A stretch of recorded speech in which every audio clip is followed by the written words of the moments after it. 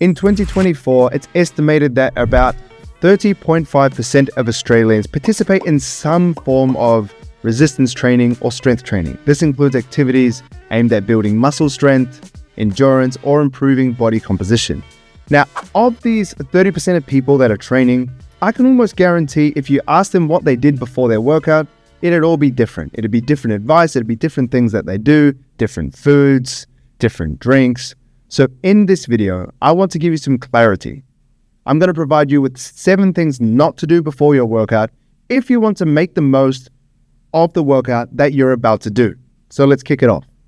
The first thing, and this isn't even really to do with anything nutrition related, preparation related, it's to do with having a structured program, having a game plan before you step into the gym and work out. I've been saying this for a while, but if you do random workouts, you're going to get random results.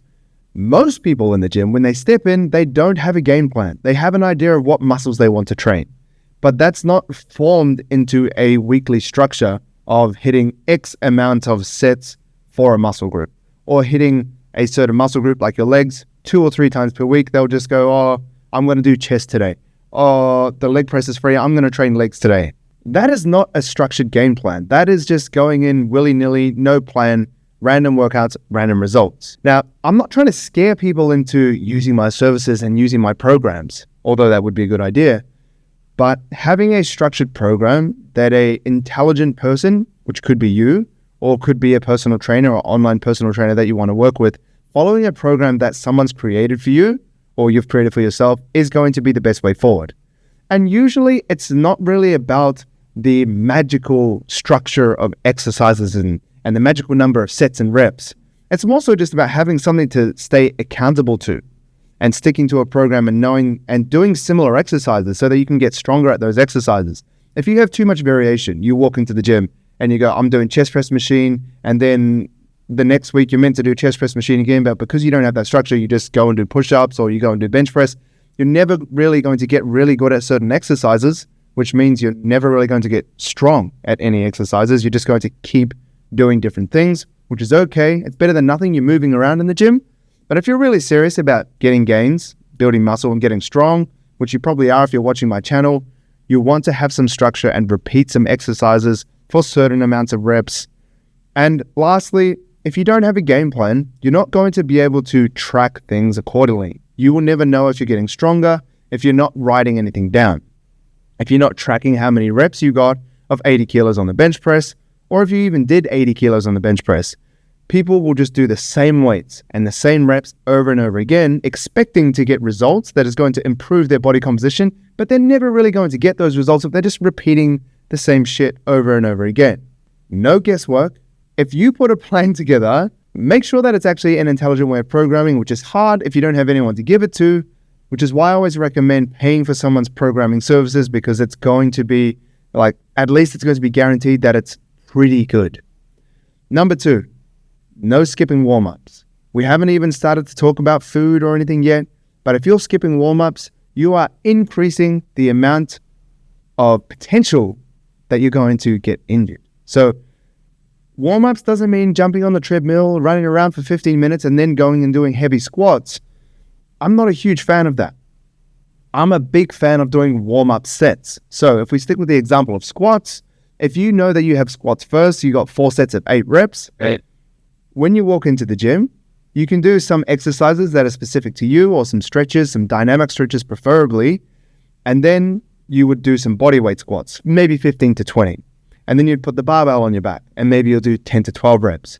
And then you can put 20 kilos on each side, so a blue plate on each side, that's 60, and then you'll do 8 reps.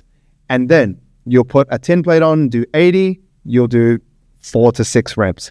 And then if your first set is 90, then you can do your first working set, 4 sets of 8 at 90 kilos. Or even before that, if you don't want to be shocked when you put that heavier weight on your back, what you can do is just 1 or 2 reps of 90 kilos, your first weight that you're going to do for 8, so that you're prepared and you know what that weight feels like, and then you can do a set of 8.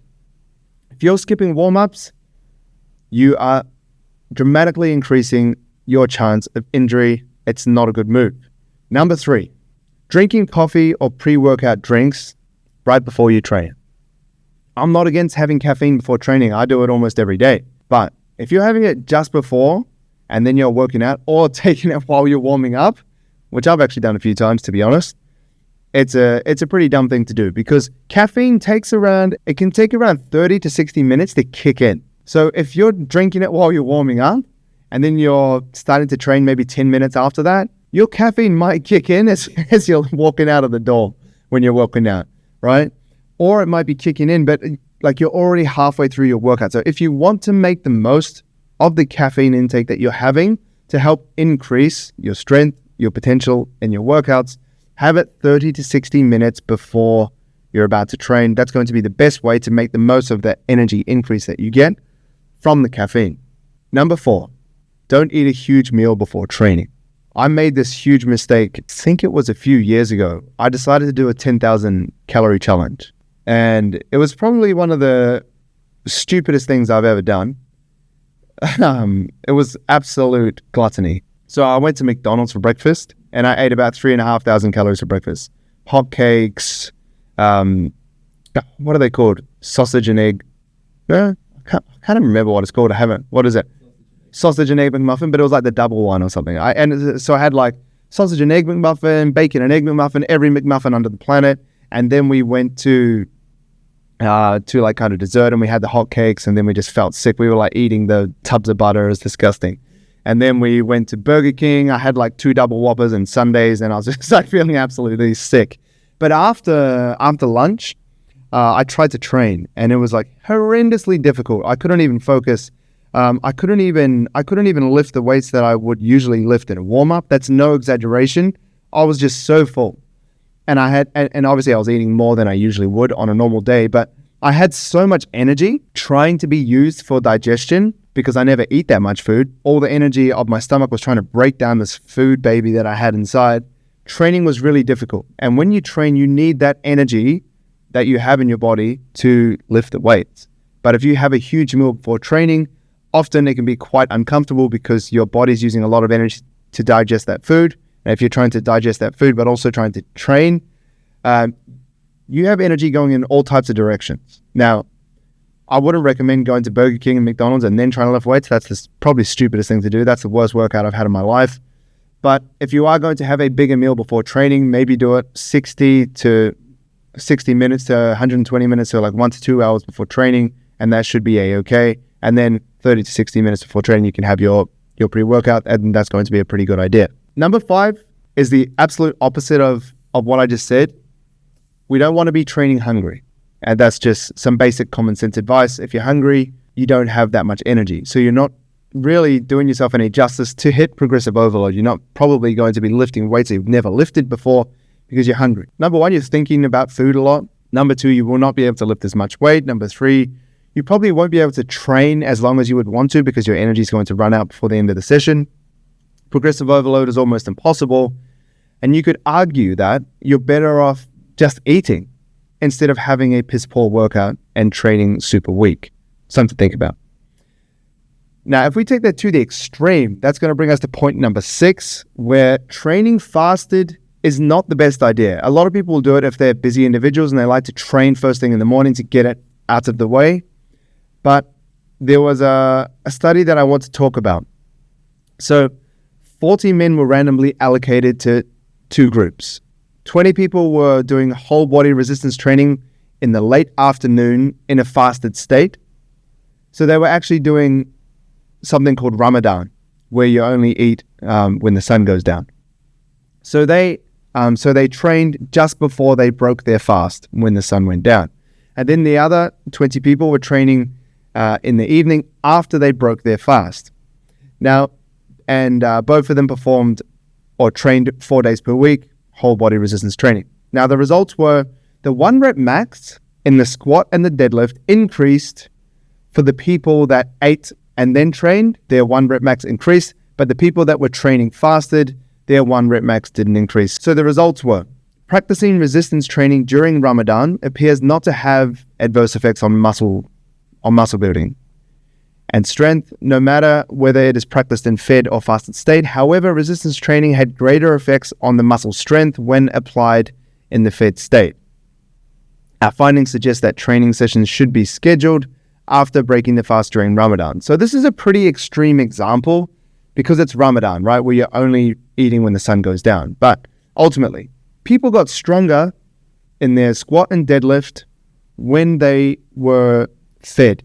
And when they were fasted, they built the same amounts of muscle. But in terms of getting stronger, that didn't really happen. So with the studies, they're saying ultimately you can build the same amounts of muscle. But I kind of sit on the fence of you want to train fed, because if you're stronger, over time being stronger is going to help you to build more muscle because you're going to lift more weight for more reps, which is going to help you to build more muscle. So training fasted is not the best idea if you want to build as much muscle as possible and get jacked and get strong. Number 7, the thing not to do is intense cardio before lifting. One of the most common questions I get or have gotten over the years is, should I do my cardio first or should I do weights first? Super common question. So here's the rundown. We only have a limited energy to give to our physical activity or our training. So if we are going to use that energy doing cardio, then our weights are going to be impaired, our performance. But if we do weights first, our energy is going to be impaired for cardio after. So nothing's wrong or right. It really just depends on what your focus is. So if you're focusing on trying to increase your endurance or trying to become more fit, then you can do cardio first and then lift weights after. But if you're watching this channel, you're probably trying to build as much muscle as possible and get as strong as possible. So I'd recommend doing your weights first and then doing your cardio beforehand. If you do your cardio, doing your cardio after. If you do it beforehand, it's just going to eat into your energy. You won't be able to lift as much weight. And if you're training legs, let's say your legs are going to be impacted from the running. So those are 7 things that I would recommend not doing before your workout. If you want to train with me, my coaching app is in the link in the description, Team Brock Ashby. If you want another video like this, giving you tips and tricks, hacks to get stronger, to build more muscle, to ultimately just perform better in the gym, there's another video here on my right. I think it's over here. That's going to be the one that YouTube thinks that you should watch. Suits your viewing, all that kind of stuff. I don't know. AI just says, look, this is going to help you keep watching more of our videos. So let's see how it goes. Thanks for watching.